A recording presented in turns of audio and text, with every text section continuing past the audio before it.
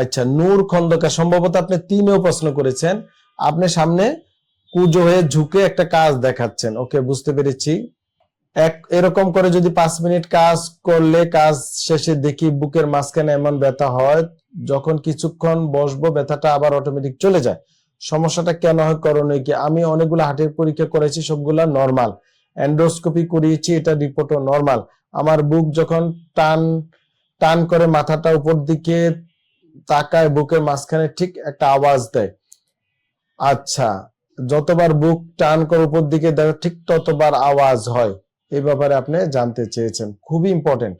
এই যে বুকের এই যে এখানে আওয়াজ হয়, আপনি যেটা বলছেন সামনে ঝুঁকলে এখানে আওয়াজ হয় নাকি?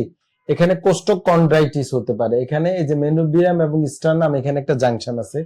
এটা বিভিন্ন কারণে হয়, অনেক সময় ইনজুরি থেকে হয়, অনেক সময় বাত রোগে হয়। বাত রোগ এটা কমন। তো আপনার বাতের কিছু পরীক্ষা, হ্যাঁ, আর্থ্রাইটিসের পরীক্ষা দরকার। আর সামনে উবুত হইয়া ঝুঁকা ঝুঁকা কাজ করা হারাম, বুঝাইতে পারছি? হাঁটু ভাঙ্গা বসবেন, দেন কাজটা করবেন। এই যেভাবে ছবি দিছেন এটা নিষেধ। দেখবেন আমরা প্রচুর ছবি দিছি।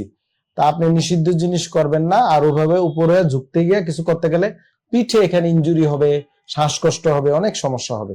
ডিপিআরস লিমিটেড, আস্থা, বিশ্বাস ও নির্ভরতায় অবিচল।